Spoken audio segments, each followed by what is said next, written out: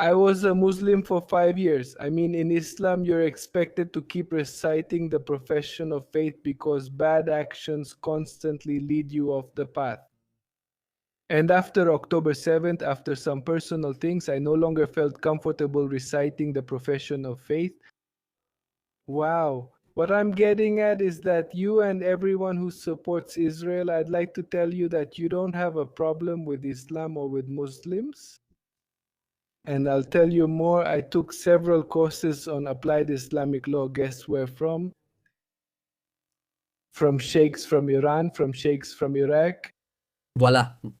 So you were a little Shiite, do you know? No, I was never a Shiite. I considered myself a Muslim. I considered myself a Muslim. I never had, I mean, you could say I thought like a Hanafi, prayed like a Sufi, and learned from Shiites. I mean, I drew from different branches. Well, what I'm getting at is, out of all those courses, do you know how many times they spoke badly to me about Jews? None. You tell me. I would have thought many times, but you tell me. None. None. No, none. Not even once. Do you know at my Islamic center, the one I used to go to here in Mexico City, how many times they said bad things to me about Jews or Israelis? Not a single time. Following the logic, None. Look, me, yes, none. Entonces, so here in Mexico City, when it was October 7th, because of the pandemic and all these things, I had already stopped going to the talks on Fridays because my heart wasn't doing very well after the pandemic.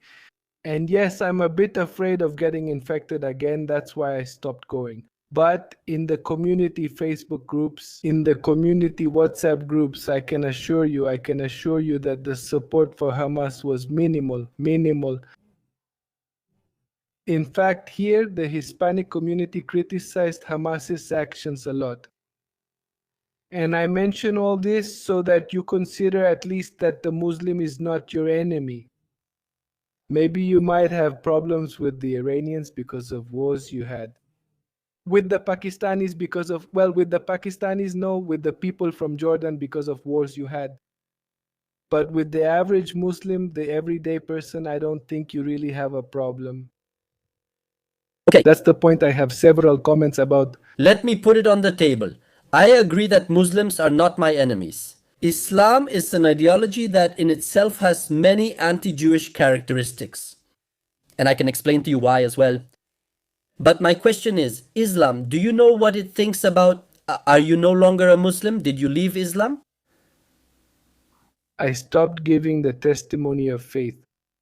And if you don't give the testimony of faith, then you're not, it's very complicated, the whole Muslim thing. Because, well, from what I understand, from what I learned, it's not just about giving the testimony of faith, the Shahada. I did everything in Spanish so we wouldn't get confused. It's not just that, it's also about behavior. Look, Here, is there anyone I would think is Muslim? Osama, are you Muslim? Israel, fuck Israel.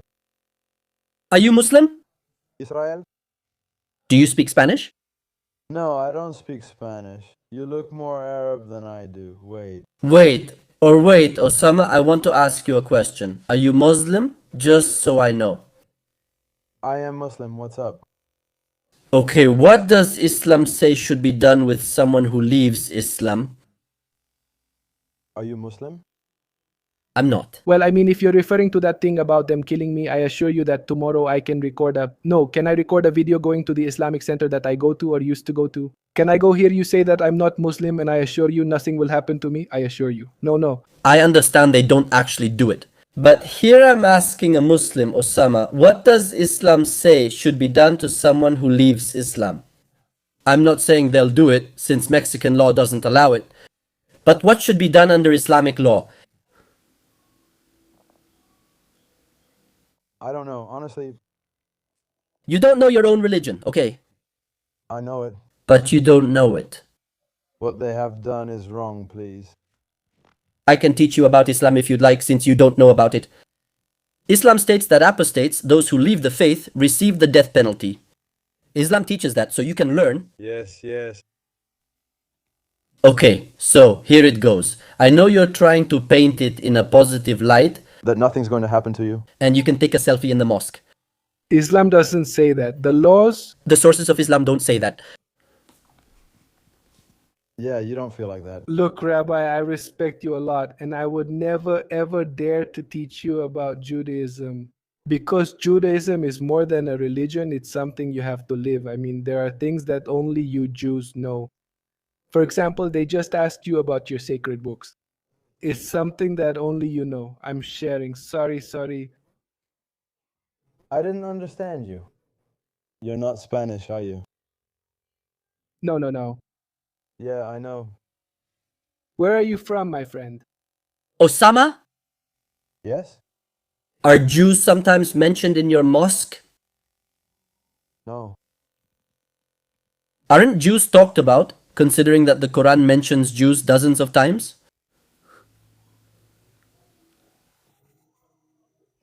I don't know, no. Honestly, I don't pray. Well, I mean, more than anything, Osama is a half-hearted Muslim. But here goes. I'm not trying to teach you about Islam either. I'm just telling you that the sources of Islam say that if you're an apostate, you get the death penalty. The same sources that say terrible things about Jews, by the way. I know you're trying to paint it as if it's very pluralistic, but Islam isn't like that. Islam is not pluralistic. The proof is that the countries where Islam is applied are the most violent and backward countries on the planet. Let me Okay, let me read what I told you, Rabbi, is because I think you are trying to demonize the average Muslim.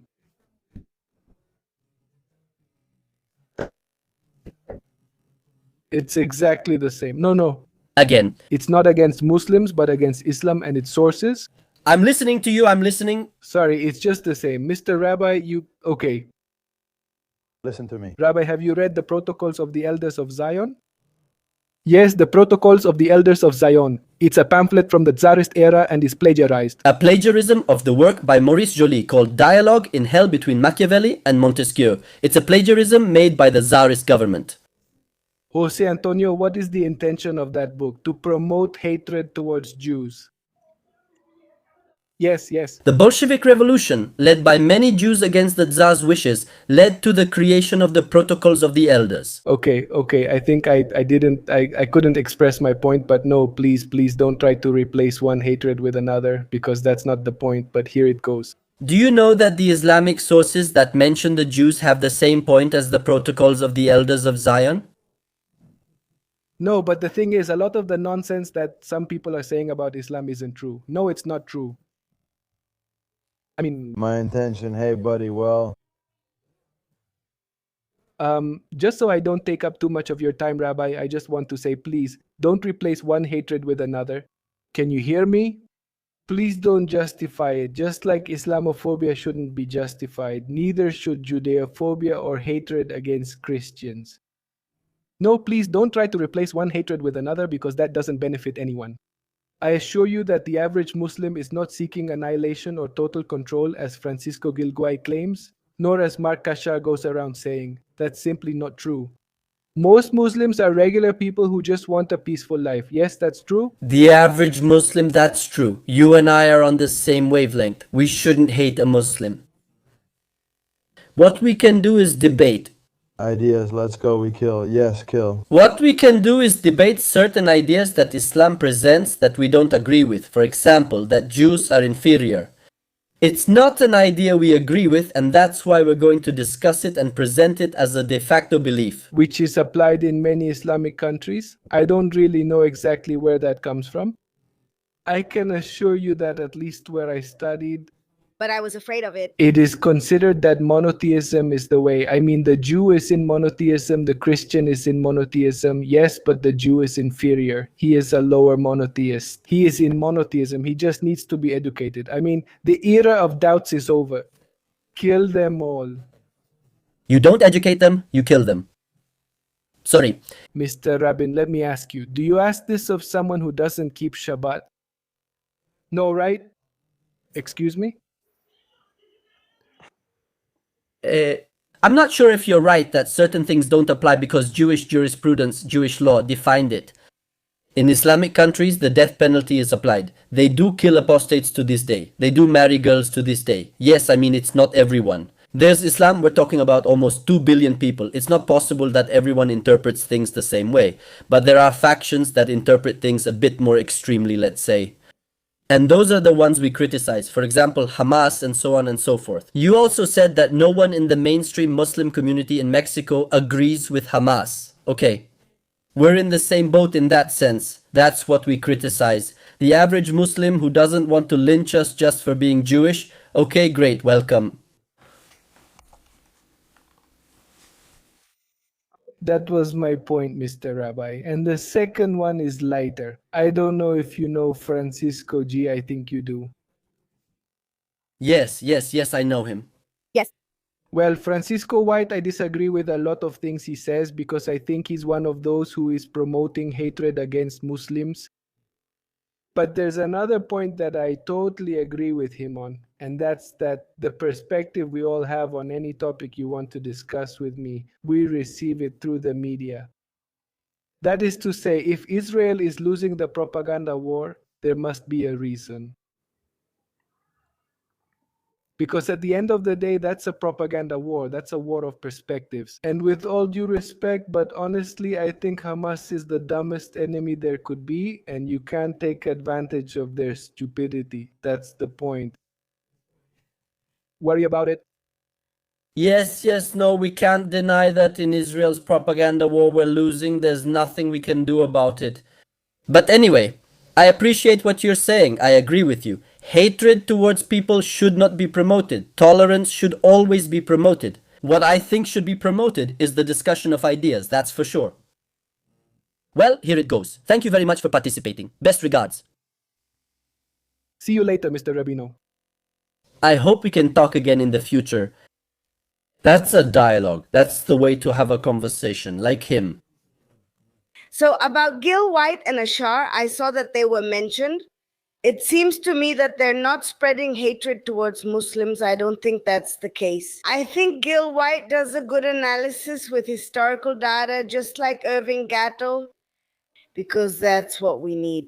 No, not gossip or rumors about what people said or did. We need historical data to understand history and not repeat it. So, really, I don't think so. He has this attitude that, yes, if you're going to join his live, they say no, right? I mean, you're in a Jewish space here and you're going to show respect because that's how it should be. Everyone is going to respect each other. Because if you go to a channel where there are some Catholics, you're not going to go and tell them things about Islamic or Jewish ideology, right? So that's all. He asks that his position be respected, and that doesn't mean he's creating hatred toward Muslims. Still, Gil White does a good job analyzing everything. I really like the way Gil White explains things.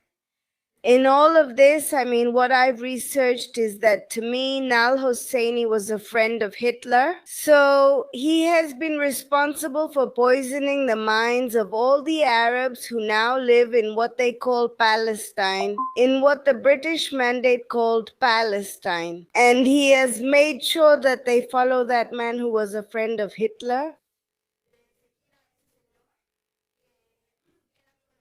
So that's already a bad start because a Muslim